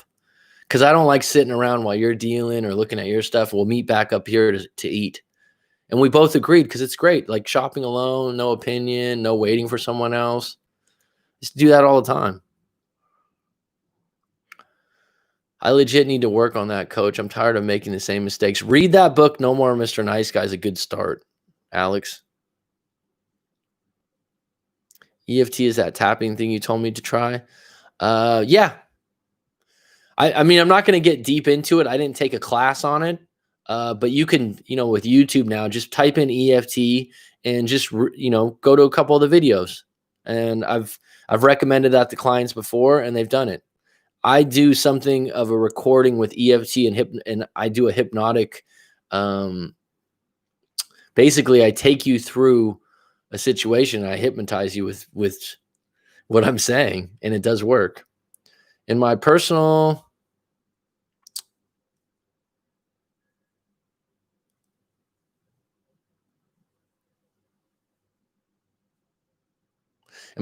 scene, nothing shows how much you respect yourself as respecting your own time, attention, and affection. They're all valuable. Don't give them to those who don't deserve it. Absolutely, dude. You don't want to hang out with someone, or like I said, and the thing about friends too is there's some friends I want to go fishing with, but I don't want to go to the baseball game with them because they know fuck all about baseball. Or there's a friend that I want to go to for financial advice. Or like I was just telling someone this after a live coaching session because she said that she always gets bad advice from friends. And I said, well, you got to get out in front of that. If your girlfriend owns a hair salon, then get tips on your hair. If she's in a miserable relationship where she's unhappy, do not get her opinion or read anything into her opinion about your relationship because she's going to bring you down. Yeah, you got to have your own circle of friends. Oh, forgot we have a huge time difference. Options are huge. Options are huge, and like I said, you don't necessarily need to be having a rotation like the great what's his name? Alpha Strategy says you get yourself a rotation. That's nice, but at least have a few women that if you're seeing someone or talking to someone, you should have a few different ones that you flirt with or text with, and you that way you're not so hung up if someone doesn't want to talk to you. And here's the biggest thing, Alex, stop taking it personal. People don't realize there's so much shit going on in an individual's life that you don't know about, right? Like if I don't want to talk to you or I give you a cold shoulder, most likely it's probably not you. It might be a variety of different things, and I just don't want to talk to you. For you to call me back and tell me, "Oh yeah, you didn't want to talk to me because of this, or you were lying to me." I actually had a situation. This is about a year or 2 years ago, and there was a guy I met actually at a funeral, random enough, and he was like, "Oh, you live in the area, man. It's hard to meet cool people around here in Phuket and this and that." I'm like, "Yeah, da da da." We exchanged numbers, and he was like a hip hop dancer or some sort, like right. So, anyways, hung out with him once for a beer. Just he liked video games. He liked some things that I wasn't really into. Uh, when he drank too much, I didn't really like the way he acted, and it wouldn't be someone I want to hang out with regularly. And so I just kind of stopped calling him. This guy, I ran into him like a month or 2 months later, and he comes up to me. He's like, "Hey, man, you haven't called me," and I was just like, "What the fuck?" Like, uh, yeah, no, I mean, I guess I forgot what I said. I was like, I guess I lost your number or misplaced it. He goes, "No, man, I've seen you've been on." I forgot what he said. I've seen you've been online or something. Like he had some evidence, and I was like, "Fucking think you're my girlfriend or something." It was just like, it was just kind of creepy, And then I thought to myself, this is why you don't have a lot of because he's like, it's so hard to meet people here, and I'm like, this is why you don't have a lot of friends because you're actually calling me out that I haven't called you in a month. Now, they say that that's actually narcissistic behavior is when someone that you haven't talked to blames you for not contacting them. Think about that for a minute. Uh, why didn't you call me? I think in his case, the last time he had called me, I didn't really respond. But why haven't you called me? Well, why haven't you called me? I mean, or do you really want to know why? I don't want to hang out with you. We don't have a lot in common. Is that good enough? I'll forget we have a huge time. And it's hard to be really good friends with a lot of people. Once a girl sees a guy has a little to no options, that repels attraction huge. Rob's correct. Eggs in one basket. I agree. If I had more options, the problem wouldn't have occurred, honestly. It does. It's like I was just talking to someone yesterday and he started dating some woman. He's not really into her, but they've been hooking up. It makes him feel good. The woman's open to having a relationship that's not serious right away. And so it gives him a little bit of confidence right now. And if you just have one person to talk to, that's one of the biggest reasons why you're acting that way. Competition anxiety is huge. I'm unemployed and looking for a career change because of COVID, but I love my job and my boss is super cool and everyone I work with loves me. Why are you think COVID's going to kill your career, Mary? Find a creative way where you can do your career. If I were you, Mary, I would have like a food truck. Instead of it being a food truck, maybe make it a Manny and Petty truck. Or how about you just put out an ad out and do private clients where you go to their house? Or is that dangerous? Find more pizza online. Yep, guys, get desperate and do desperate things like the people on 90 Fiance. I haven't seen 90 Fiance. I think people have told me about this stuff. People always ask me, have you seen this reality show or this reality love show? I don't watch them. How do you handle that when you are married? Will you keep your options open then too? Dun dun dun. Well, I haven't been married yet, so that's a really good question. I would say that for me, I would definitely keep flirting or being myself in a light way. I wouldn't just close myself off. Um, I would be social with women still. But I think that once you get married, you have to realize you have to be really clear on why you got married and what the expectations of your partner and you are in a marriage. And those vary. Those vary. It's not cut and dry. Everyone thinks like, oh, once you're married, it's this, this, and this. It's not. People have different rules and regulations. Being single is a gift. Breakups are a gift. Once you grow up from the breakup, you will be grateful. That's the gospel for my man Azam. Coach, you should look into setting up super chats here. I would be glad to send you some super chats. Is that the one where you pay?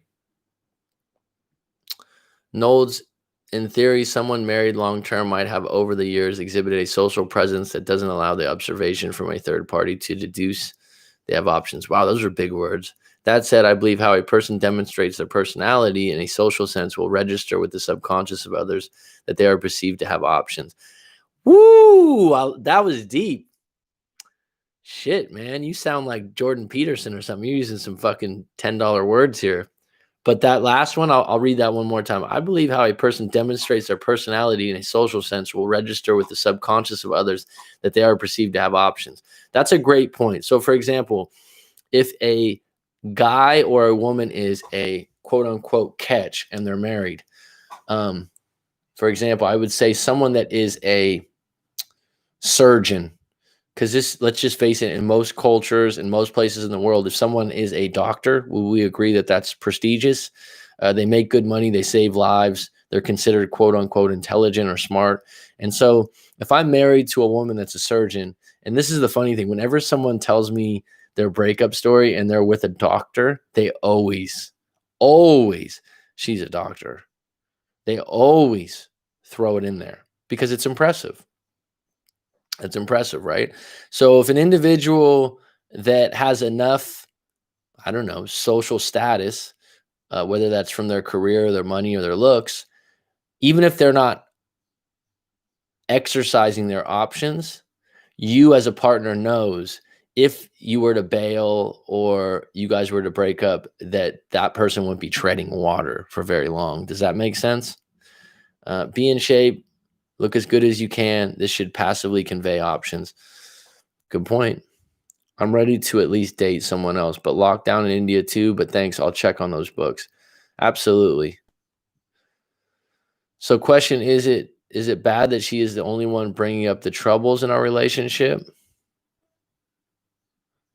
Well, it sounds like she's got a more of a problem with things than you do. I think that, oh, Johnny, when I was talking with you, it seems like it's just getting old for you. It seems like you're going over the same thing again, and you don't want to continue to do that, and you're a little bit burnt out, and that's why you need to separate, in my opinion. I think healthy boundaries and maturity does it for me. She's guilt tripping you.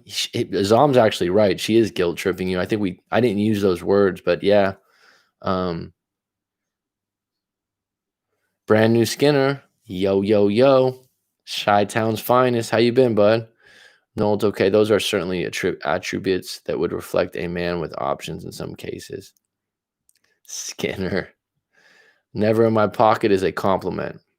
Yeah, yeah. Well, this is from an earlier thing that I said, but yeah, it's a compliment that as a friend, you're not an annoying friend that calls up all the time, or you're not needy. I don't have any close guy friends that are needy like that. I think I've had maybe one or two in the past, but I don't usually stay friends because it's just annoying.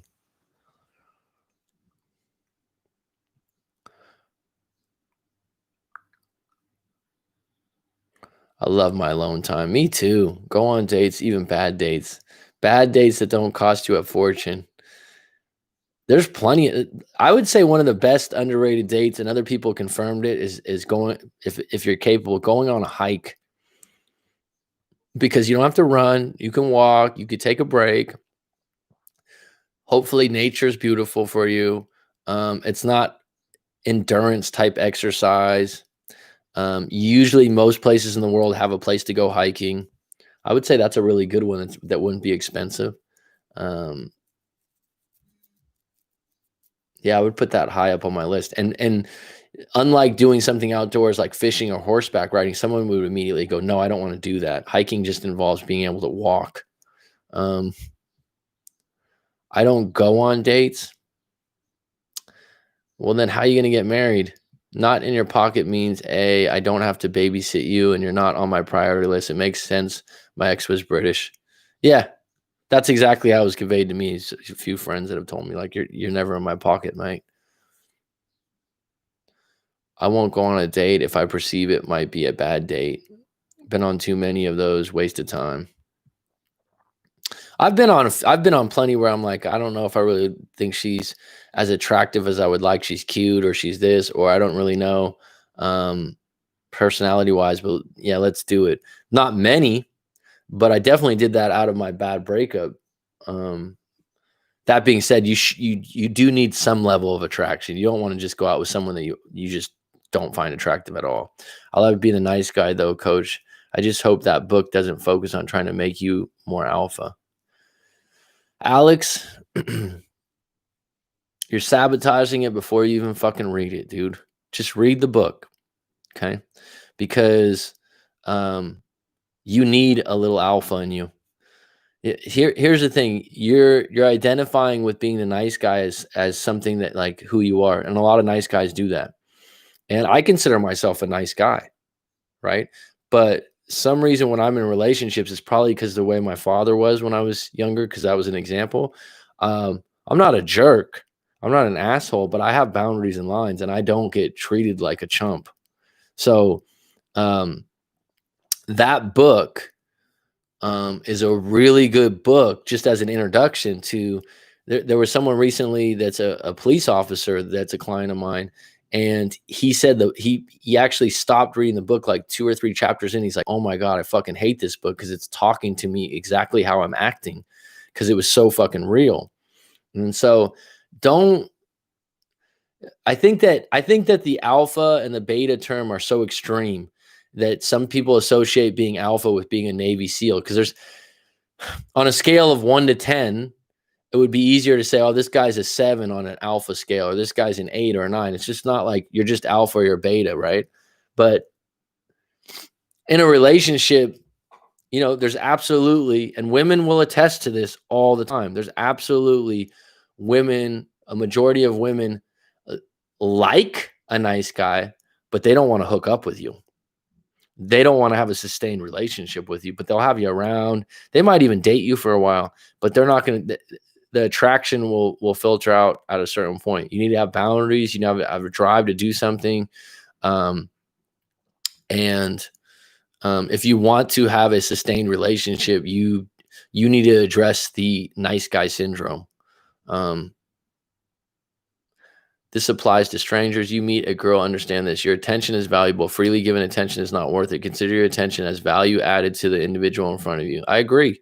I went on cheap Starbucks date because I knew I wasn't interested, and the guy called me up and said I used him for coffee. I think you talked about that one before, and he said I was a bad person. Well, here's the thing. That guy already thought that you were going to do that to him. Do you know what I mean? Like he already thought. And that's so fucking petty, by the way, Mary. A guy asked you out.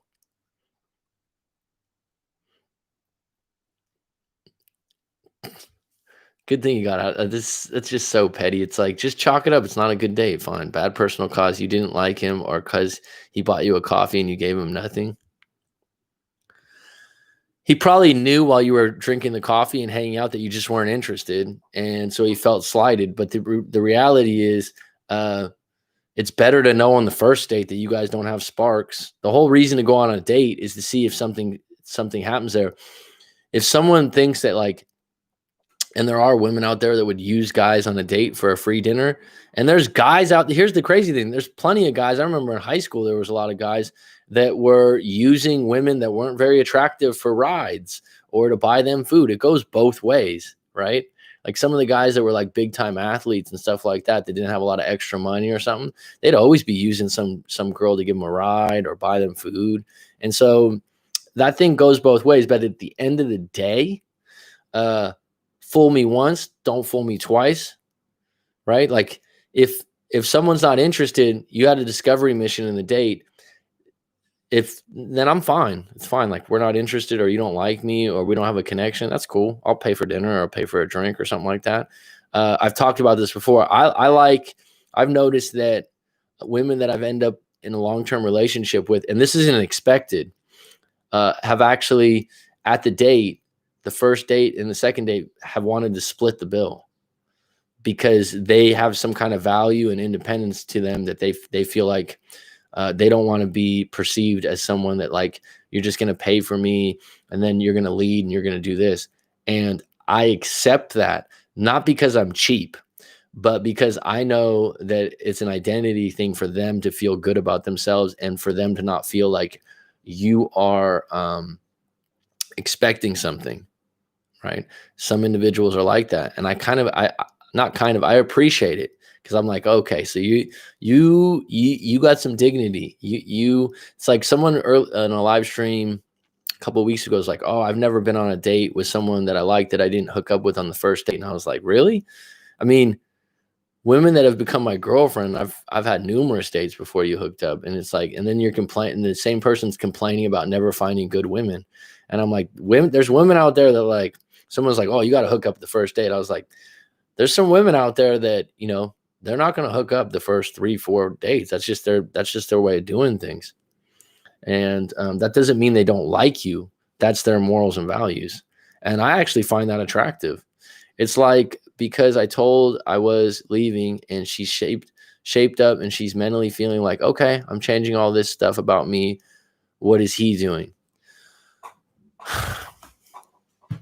Here's the thing, Johnny. If you feel like there's some things you need to do, then do them. If you don't feel like there's some things you need to do, then tell her, again, agree to disagree. Agree to disagree. Then, don't do things. Well, I'm doing all this work, but you're not. And you're like, well, actually, I don't feel like I need to do a lot of work. I think, just because you're doing this and that. Or if you don't want to do the work, Johnny, and you just want to start the game over again and get back to being single, be honest with yourself, dude. It sounds like that's where you're at. LOL. Right? I have a funny taste in women. Coach Mac knows. Hey, man, to each their own. To each their own. That's semi-strange. Either he had a very weak approach or was using the line to generate a reaction that might lead to a date number 2. I guess it depends on how he delivered the statement. I'd prefer for them to be straight up and say they don't want to talk to me, in the case my ex specifically, but she doesn't say any reason. Alex, start looking for other options. It's like you're going to a water fountain and you're thirsty as fuck. And you're like, oh, the water fountain doesn't work. The water fountain doesn't work. Why doesn't the water fountain work? Should we call the city? Should we do this? Should we do that? Find another water fountain. Done. Stop focusing on broken shit. Options are key, and they gotta know you have an active rotation. Call it a rotation if you want. Call it spinning plates. Call it whatever you want. Your value is extremely low if you're focused on one individual. You need to put yourself out there, and that's why if you're not confident, you're not comfortable, then read some attraction books. Like Johnny, I think Johnny's okay with me telling me. He told me he went to a fucking dating coach, right? No shame in that. And he said he put him up on some stuff that he didn't know, right? Like, that's not what I can help people with that. That's not what I hang my hat on. I like to talk to people about breakups because that's my genre. It leads to that sometimes. I know a lot about it. I'm comfortable helping you with that. But if you're stuck on one person, probably you have low confidence in hooking up with someone else, then you can work on that first. I don't care why you call me bad because I was being a good person for picking Starbucks. Well, I mean, there is, you know what, there is a certain element where a man has to be aware if he asks a woman out. I think Corey Wayne talks about this. Like, you should be able to gauge a woman's interest in you by the way she looks at you and she talks to you and if she's laughing before you go out. And so it doesn't necessarily guarantee that you guys are going to hook up or everything's going to go great, but at least you should feel like she likes you. There are moments where a woman probably will convey low interest in you, but still accept a date out of pity or getting a free lunch. And if that's the case, you should be able to put the dots together really quick and go, all right, I see where this is going. And then you go on the date and after that, crying over spilled milk or a misjudgment or something afterwards is extremely weak. Oh man, they all have stubbornness. I started thinking they are men. She already stopped replying to my messages, but she did mention she's going to reach out whenever she feels like it again. It's been one day, no contact, one again. You just started all over again with this woman. EFT was scary to you? Really? I don't know how you did it. Mary and Leslie, I don't know if you've read some of Alex's things. Do you have any suggestions for him? He's got a past ex. They broke up twice. They got back together. The ex found that he was a bit needy and clingy, and she even used the words that he made her feel worthless at times because he wasn't satisfied with her communication. Recently, Alex, I'm sharing this to get a woman's perspective because it might be good for you, right? Mary's in her late 30s. I think Leslie, you're in your early 30s. You got some life experience. That's why I'm mentioning age. So recently, Alex was re-engaging or talking to his ex. They hadn't talked for a couple months, and she didn't respond. They had been texting off and on, flirting a bit. And then one day she said like she wasn't in the mood to talk, kind of a thing. And he found out afterwards that she was on Twitter, playing around Twitter when she said she was busy with homework. And he called her out on it and said, "Hey, why are you on Twitter when you said you didn't want to talk to me?" And so she immediately got upset and told him she didn't owe him any time. What should he do? Small donations, super chats. Thank you, Alex. I appreciate you, but at some point I'll do it. Don't get married. I've never been married and I absolutely love it. I don't care if I die alone. I'm just not stupid. I'm not anti-marriage. I think that there's definitely a really big place for it if you have kids. I think at that point, my father actually told me that too. He's like, don't get married. But he goes, if you're going to have kids, yeah. I think that there's a time in your life that you can be flexible about it and you can meet someone that probably lines up in that way. The idea that it's death do us part is difficult.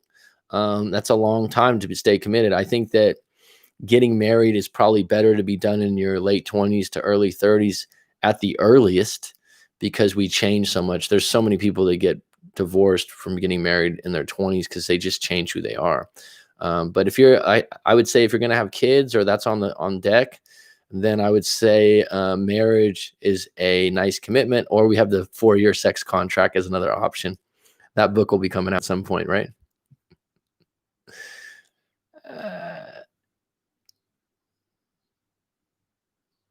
Carmeline playing the victim. Rajiv Shrestha Namstead, coach from Nepal, right? Nepalese. I deactivated my Facebook account and Instagram account because I couldn't stop myself from going to my ex profile. Did I do the right thing, coach? Absolutely.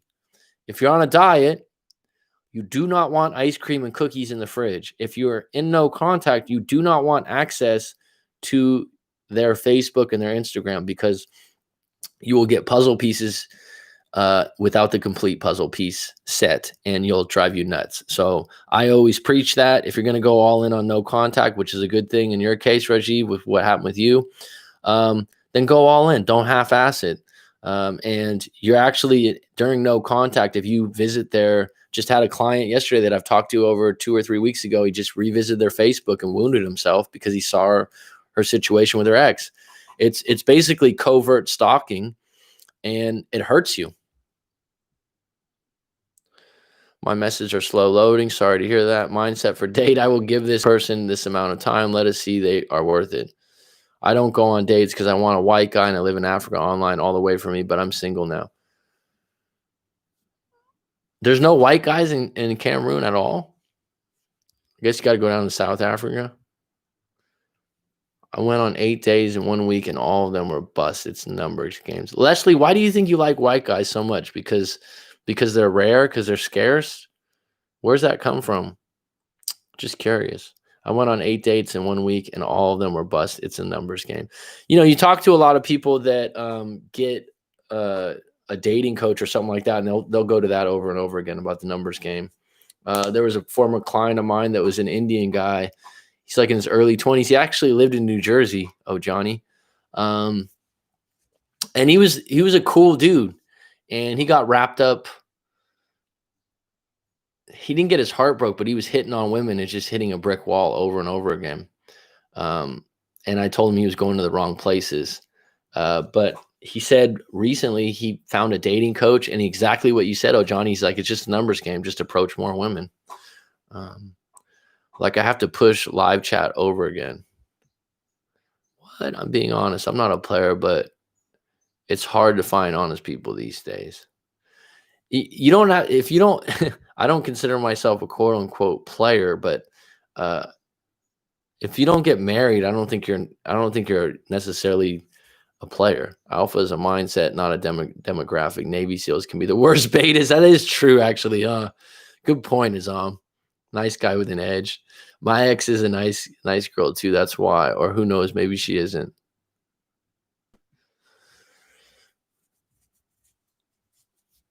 The amount of women that I've talked to that, especially some women that are in their 40s or 50s, they're like, oh, I really want a guy that shows vulnerability or more emotion or a softer side. And then I've had a couple come back and they end up with a guy like that. And they're like, actually, he's really soft, or he's beta.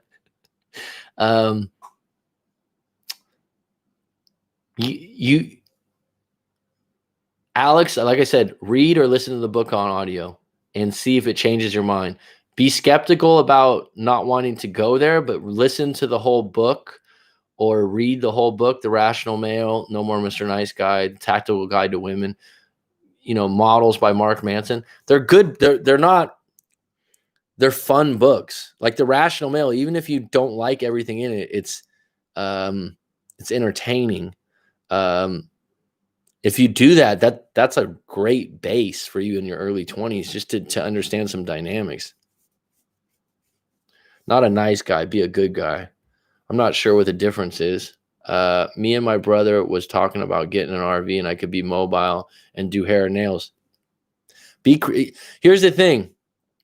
I just heard Ray Dalio, who's like, this ultra investor and all this stuff. And these are the people that make money and stuff. They don't complain about times like this. They get creative and they adapt. They look for the holes in things. It's like you want to sit around and go, oh, yeah, it's so horrible. It is. And I just had a friend I ran into. Him and his fiance have a bar and restaurant. They just remodeled the place like 6 months ago. He's like, yeah, man, me and so-and-so, she, we just remodeled the place, and, we're going to reopen. We're going to do a soft opening, and we're going to have tapas. We're going to have this. First of all, he's doing all this fancy shit, and everyone's watching their money. So I'm just like, why would you do that? But none of my business. Everyone has their own business model. Secondly, he goes victim, and he's like, we lost a lot of money, like for 6 months, we had and the landlord didn't drop our rent. And I said, Carl, I got a lot of friends that are in the same boat as you. Like, it's not that I don't care, but you're not the only one. Everyone's got to go through this. Get fucking creative. There's got to be some opportunities here. If I was in a restaurant or something like that, which I'm not, which is not a business I'd want to be on, I'd double down on deliveries. Like, how am I going to make it more easy for people to deliver food, get delivery from me or takeout? Because that's where the market is right now, right? Or how am I going to market to people right now that they feel more comfortable that the food's safe or whatever, instead of going, oh, yeah, it's like we lost 6 months and we're going to do a tapas thing. We're going to do this. It's like, yeah, that's what you did before. Adapt. Evolution. Right?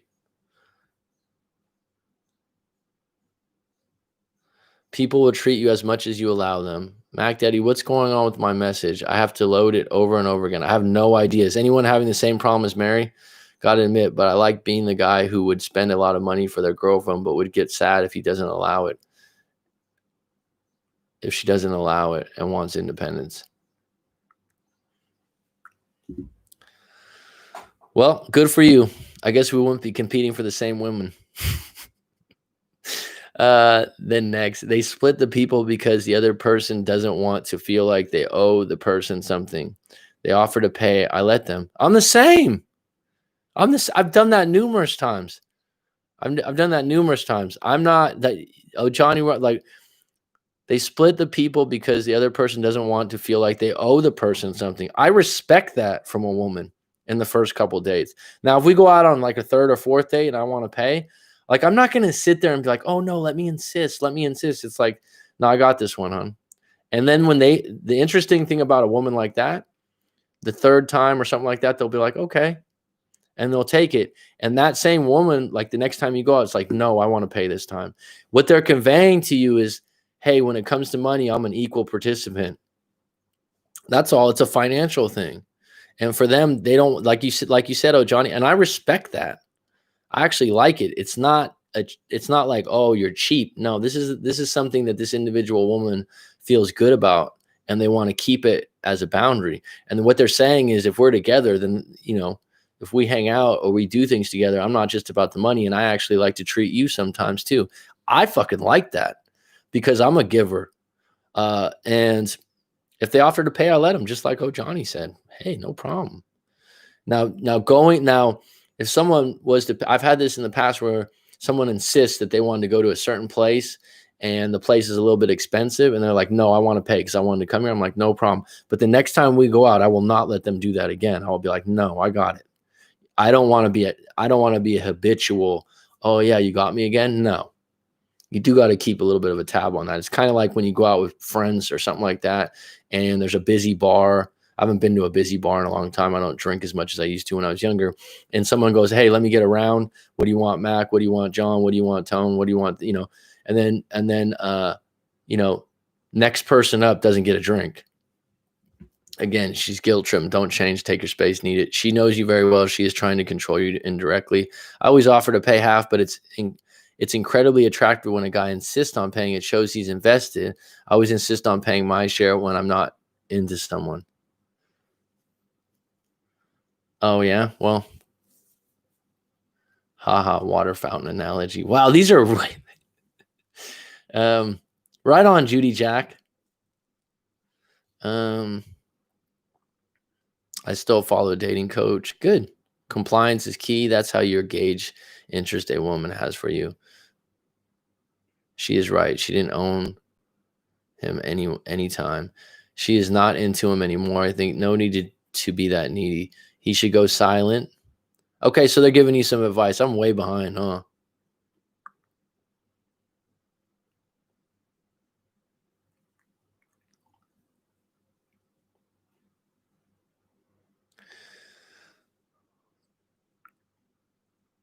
He should go silent. There you go. Leslie's a woman. She's in her 30s. She has him as a backup option. He should actually tell her this. No contact, not to get her reaction, but to heal and move on. I agree, Leslie. All right, I appreciate what we had, but I believe we are better off focusing on ourselves. Take care. That's clean. That's actually really clean. She'll probably reach out again. Stop focusing on one person. This is the problem. You're obsessed with one person. You're never going to be attractive to her until you start dating some other women. Pro marriage because I don't want to be just baby's daddy. I want to eventually be a husband. That's admirable. I agree with you, Johnny. Anything along the lines, you don't want her reaching out again if she does ignore. Otherwise, you will be her backup. Dude, I was going to pay for mine and his coffee, but he pulled out his credit card first. See, I'm a good person.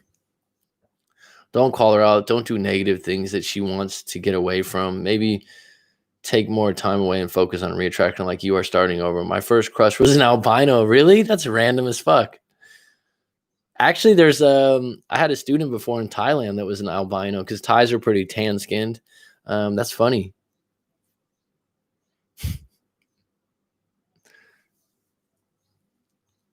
African descent albino? I don't know. I think they are more romantic. It could be absolutely that your first love was albino or white skin, and so you always go back to that. A lot of times the first person you like or are attracted to sometimes is something you go back to. Absolutely could be that. I agree. I want to re-attract her and for her to forget the old me. Then start dating other women and stop contacting her and stop being obsessed of what you're going to say. The worst place to be is she'll probably contact me back, or when she does contact me back, what do I say? That's a really bad place to be in. That's a really bad place to be in. No, please. She will only be attracted to you again when you disappear, talking from experience. That's from a woman's mouth. Subconscious wants what the subconscious wants. It's a cultural thing. If African people don't date their first preference is ideally Caucasian person by cultural family acceptance of preference.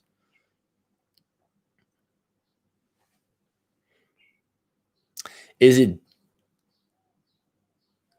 different when you're saying African people compared to African American? Oh, Johnny, just curious your take on that. If you go silent and she doesn't react, it's time to move on.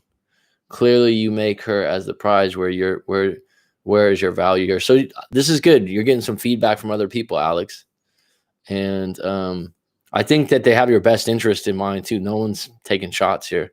Forgetting the old, someone takes time. Look up fading affect bias. Take your time. Don't rush. They will be looking for changes that they trust are real over time. Thanks for the session. Got to run. They're tearing up our city, and I'm getting phone calls. Hope everyone stays safe. Shit, Todd. I hope you're all right, buddy. I have a lot of dating tactics that I think would seem shady, but it was smart to me in a way. I mean, me and you talked for a while, though, Johnny. I think that I didn't get the impression that you're a shady individual. I think people look at dating and they're like, I don't want to do game playing. I don't want to do this. Well, there's certain levels of dating that involve strategy or quote unquote games, I suppose. You get to a certain point though in a relationship. I was just telling someone earlier that when you realize how attraction works and dating works, you do get to a certain point where the games are off, and you don't have you stop. The ultimate in love is to be at a place where you are free to be yourself at all times. Think about that for a moment. And so in the beginning of a relationship, sometimes you might be guarded or indifferent or watch what you say or this or that. But over time, in a long-term relationship, you want to get to a point where you're absolutely being yourself.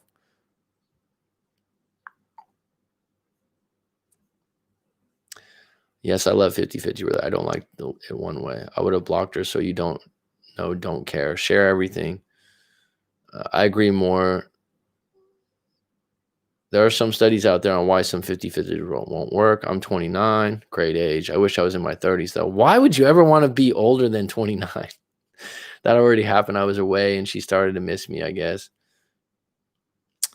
My brother-in-law is a Navy, and he is a Navy, and he's more romantic than my sister. True story. Let her miss you. African people from Africa, not African American, even though we're all one. Gotcha. I was just curious. You weren't messing up. You just lack strong mental point of origin. You think about what she wants first. What about Alex? What is his value? Why does the women deserve your attention? Given your current behavior, is it 100% your fault? Really? Take a step back, regain your value, understand what you want, proceed accordingly. And you got to date other women you got to date other women eventually. You got to be in a position where you're not waiting for one. Well, they wasn't shady, but I put a certain amount of effort where my time wasn't wasted, rather. Well, yeah, you obviously you got to a point where you're like, I want to get better with women. So you sought out a dating coach, you paid him, and it worked. So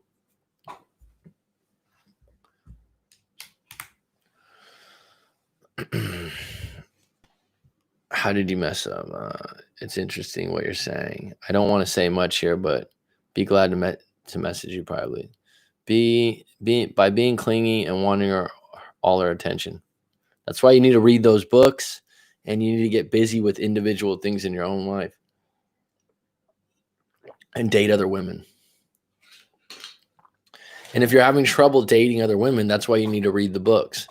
If you're having trouble with your confidence, then you need to find here's the core of confidence beyond, I could help you with the dating thing myself because now we have a background. If you want help with that, I can help you directly with that, Alex, because we've met numerous times. Don't waste it on someone who doesn't see your value, regardless of your previous actions. That's not messing up. You need to stop being clingy by going silent, no contact. It will re-attract her. It did once before. A man's confidence and a woman's confidence, you got to feel like you're good at some things in life that are outside of the relationship. Talked about this before. You want to book a live coaching session, Leslie?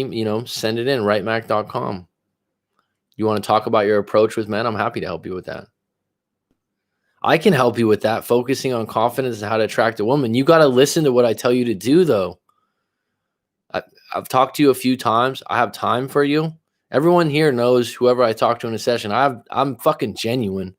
I have time for you. But you do, if you come to me and you pay me and I give you some advice, you don't have to do everything. You don't have to sit like a dog. That's not my approach. I'm a player's coach, right? You ever hear about like basketball or football and they're like, oh, this guy's a player's coach. I'm not going to like get in your face and yell at you, but you do when I suggest you read a book, or I say like, oh, you're anxious and you need to start exercising more, and you're like, I haven't exercised at all. It's like you want some magic fairy to come out of the sky and make you, good with women. It's going to take a little bit of work. Does that make sense? I think a lot of times, even sometimes a suggestion from me might seem simple, right? But it's actually the thing that's going to help you the most. Sometimes simple advice, sometimes you just need to be reassured. Does that make sense? Like when I tell you and you say you're being anxious, that's an excuse, dude. That's an excuse. You need to do more work before you even meet the women. You need to read the books. You need to get more exercise. You need to get your confidence up. So if you can't let me rewind this. Let me get this out of the victim state with the sad face, because I'm here to help you, Alex. You know that too. You fucking know that. I've put in some time with you, and now I'm vested just as much as you're vested in me. Now let me tell you something.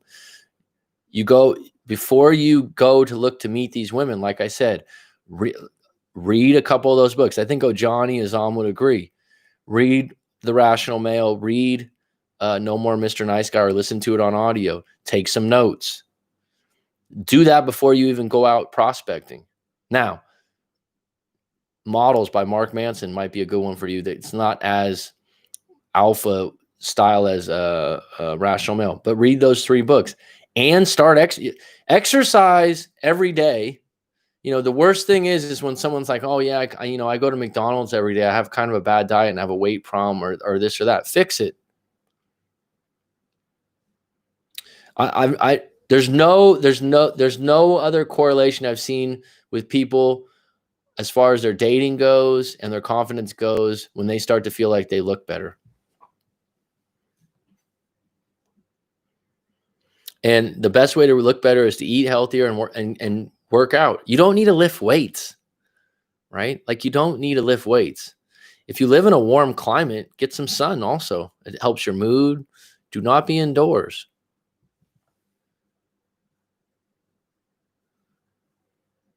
But those are the things that I can help you with, but you need to meet me halfway on the bridge and do some of those things. And then like I said, with working out and stuff, people immediately are like, oh, this shirt fits me, or I look better in this. You get, for example, with confidence, if you don't feel like if someone doesn't feel like, they're very good looking or this or that, and I'm not saying that about you, Alex, I don't think that's the case. Then there's ways, instead of saying like, there's ways to become better looking by just focusing on it. The people that I know in their 20s, 30s, or people in high school that look the best, they put in work. There are some people that are naturally good looking, but there's a lot of people that, they do little things. They work out, they get sun, different things. It doesn't just happen by magic. Confidence is derived from options and being good at something. Having options and being even if you're think about it this way. A jockey, right? Everyone knows what a jockey is. They ride horses professionally, like race horses. These guys are like 5'1", like 120 pounds, right? If they walked into a bar, women wouldn't be gawking over them. They wouldn't be like, oh my God, this guy's so hot. The guy's, he's miniature. But probably the fact that he's good at something significant, like horse racing, that's interesting. He's got something to talk about.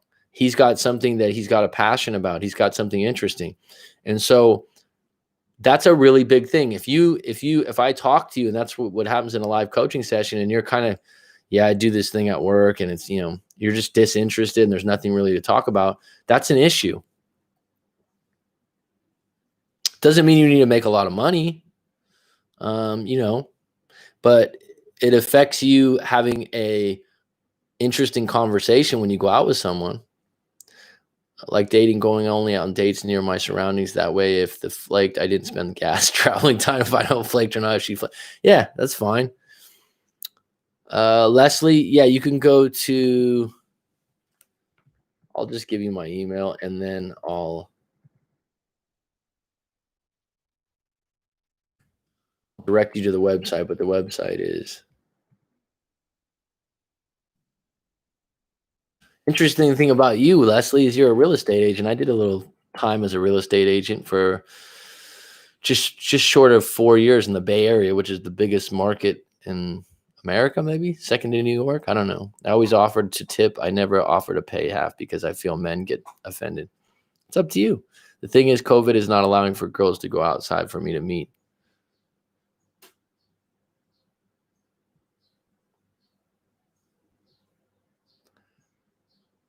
She's from Cameroon. She's in Cameroon. Alex, girls are always down to meet up. We are humans. We have to interact with each other. Get creative.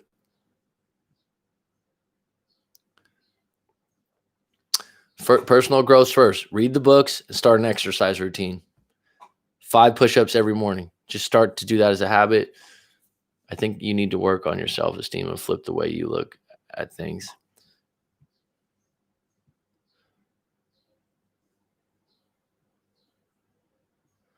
Okay. So he's saying, okay, so well then at least read one of the books. At least one of them.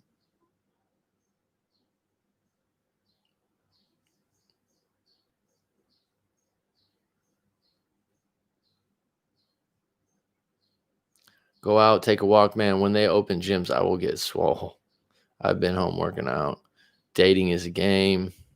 Game is life. Coach, what do you think of NoFap? I think it's important for young people. I think it's important for men because if you are beaten off all the time to porn, you're probably not going to have enough in the tank to be attracted to women. So I think it can be a problem. If you find it that it's a problem, then I would explore it. Word. Azam, you look that from Gam is life. I don't know what that means. I've not been working out. I refuse to work out until they open a gym. I can't not go all in. Home workouts to me are not all in. But you've been swimming, right? So you've been still exercising. Coach Mac, the guy I was talking to is trying hard to make me believe he is camera shy because I told him if he doesn't show me himself, it's over.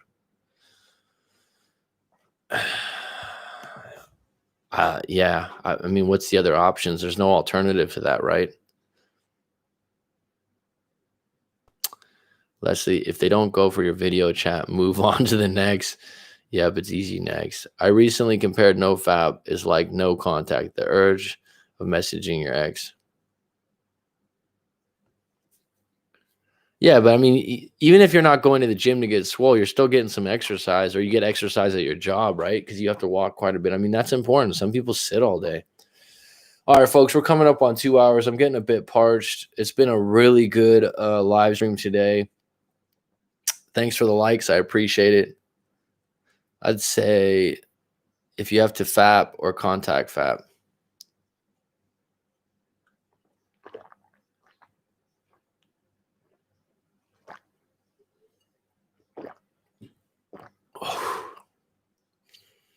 I recently compared NoFap. Okay.